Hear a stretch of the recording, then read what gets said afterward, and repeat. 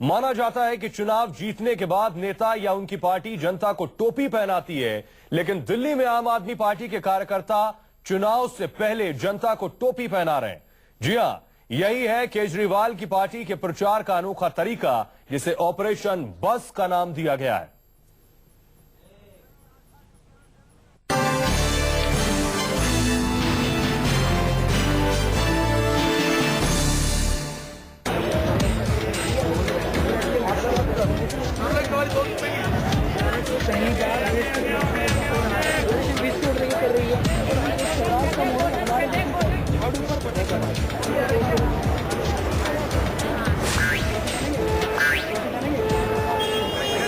आपने जुमला जरूर सुना होगा कि चुनाव जीतने के बाद नेताजी ने टोपी पहना थी, लेकिन दिल्ली विधानसभा चुनाव में माजरा उल्टा है। यहां नेताजी के नुमाइंदे चुनाव से पहले ही लोगों को टोपी पहनाने की मुहिम चला रहे हैं।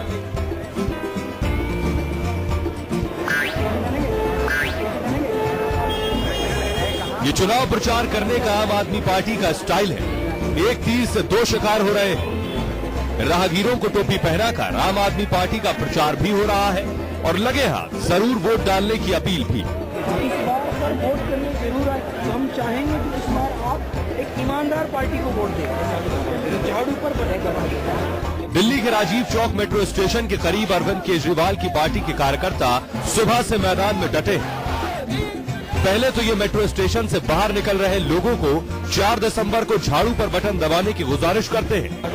झाड़ू पर बटन दबाइए, झाड़ू पर बटन दबाइए। फिर उन्हें पार्टी का पैम्पलेट पकड़ाते हैं और अंत में मान मनौवल कर उनके सर पर टोपी भी सजाते हैं।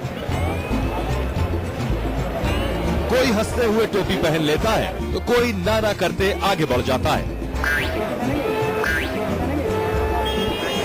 ऐसा लगता है जैसे केजरीवाल की पार्टी के कार्यकर्ता मिशन टोपी पहनाओ का टारगेट लेकर निकलते हैं। आलम यह है कि विदेशी सैलानी भी आम आदमी पार्टी के कार्यकर्ताओं के मिशन टोपी से अछूता नहीं रह पाता। लेकिन पोल खुलते देर नहीं लगती जब पता चलता है कि टोपी पहनाने वाले के पास ही वोटर आईडी कार्ड नहीं है। बहरहाल टोपी पहनने वाले ज्यादातर लोगों को लगता है कि नई नवेली आम आदमी पार्टी बदलाव लाएगी, लेकिन जैसे ही ऐसे लोगों के सामने टोपी पहनने की पेशकश होती है, वो फौरन झाड़ू निशान वाली टोपी सिर पर सजा लेते हैं। आम आदमी पार्टी के साथ हूँ और इस बार हम परिवर्तन लाएंगे। क्यों आप आम आदमी पार्टी के साथ हैं? जी हमें लग रहा है कि जो 65 साल से अब चलता आ रहा है वो अब आगे नहीं होगा। तो इनकी बातों से तो लग रहा है काम कराएंगे और हमारा फ्यूचर चेंज होने वाला है। मैंने टोपी पहन गए या उनकी बातों से कन्विंस भी? बातों से कन्विंस हम पूरी आम आदमी मैंगो पीपल के साथ हैं हम।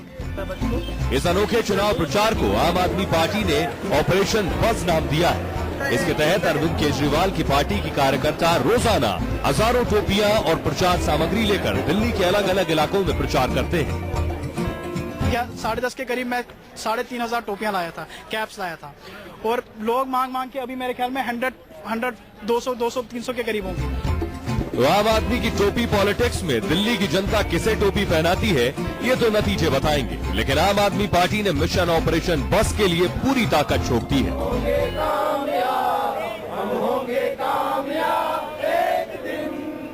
किसी को टोपी पहना देना भले ही इसकी मायने गलत अर्थ में लिया जाता हो, लेकिन आम आदमी पार्टी के लिए प्रचार का तरीका है। और आप देख सकते हैं कि किस तरीके से उनके वॉलेंटियर्स न हर अपने लोगों को टोपी पहनाते हैं, बल्कि उनसे ये आश्वासन भी लेते हैं, अपील भी करते हैं कि 4 तारीख को दिल्ली में होने वाले मतदान में उसके लिए वोट जरूर करेंगे। अपने कैमरा सहयोगी धीरज कुमार के साथ कुंदन सिंह, न्यूज़ 24 दिल्ली। वहीं दिल्ली के जनकपुरी विधानसभा क्षेत्र में इस बार दिलचस्प जंग हो रही है। यहां बीजेपी की तरफ से 4 बार विधायक रह चुके जगदीश मुखी हैं, तो उनके मुकाबले कांग्रेस ने युवा उम्मीदवार रागिनी नायक पर भरोसा जताया है। मुकाबला कठिन है, लिहाजा रागिनी नायक अपने प्रचार में दिन रात पसीना बहा रही हैं।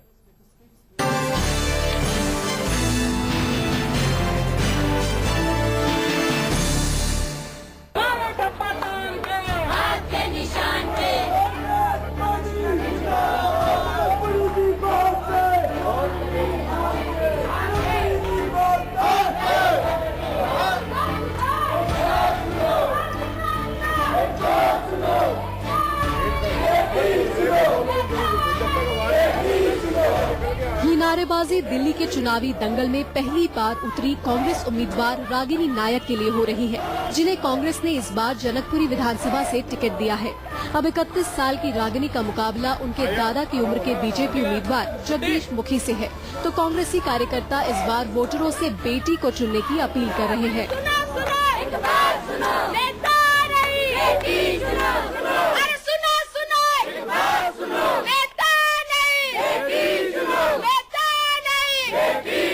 रागिनी को इस बात का एहसास है कि जनकपुरी की जंग जीतना उनके लिए आसान नहीं है, क्योंकि मुकाबला 71 साल के जगदीश मुखी से है, जो राजनीति के मंझे हुए खिलाड़ी है और पिछले 20 साल से वो अपनी सीट पर बीजेपी का झंडा बुलंद किए हुए हैं।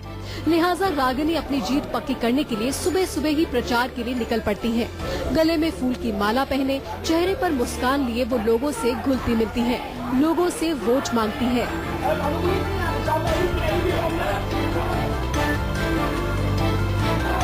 रागिनी को उम्मीद है कि इस बार जनकपुरी की जनता बदलाव के मूड में है। मुझे टिकट मिली और मैं जनकपुरी में कांग्रेस की प्रत्याशी के रूप में आई, तो मुझे पूरी उम्मीद थी कि मैं जीतूंगी।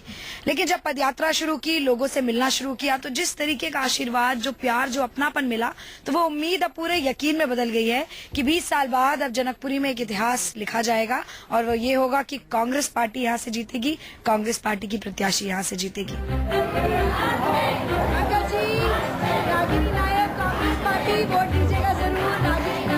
ऐसा नहीं है कि राजनीति रागिनी के लिए कोई नई बात है। साल 2005 में वो NSUI के बैनर तले दिल्ली यूनिवर्सिटी में छात्र संघ का चुनाव जीत चुकी है।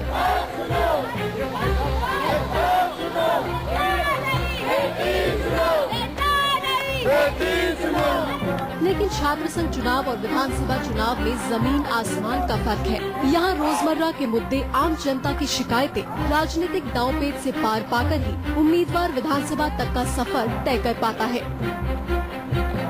रागिनी को इस बात का भी पता है, इसीलिए वो जनता के बीच मुद्दे तय करके चुनावी मैदान में उतरी है।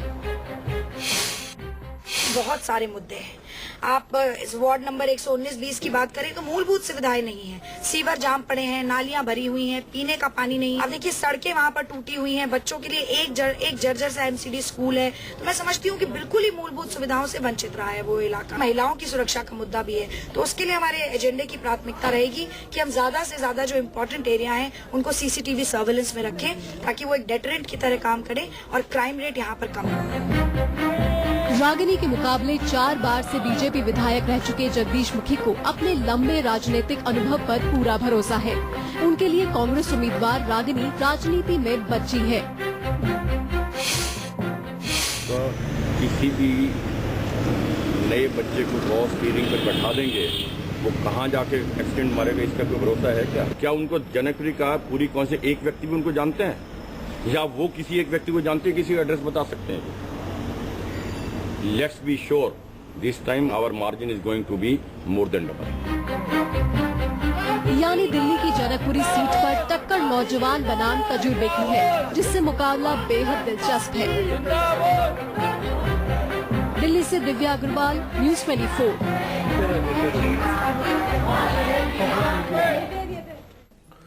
चुनाव से पहले दिल्ली में बीजेपी के CM पद के उम्मीदवार डॉक्टर हर्षवर्धन से न्यूज़ 24 के editor in chief Anuradha Prasad की खास बातचीत में इंटरव्यू में डॉक्टर हर्षवर्धन ने पिछले 15 सालों में शीला सरकार के कामकाज पर कई सवाल उठाए।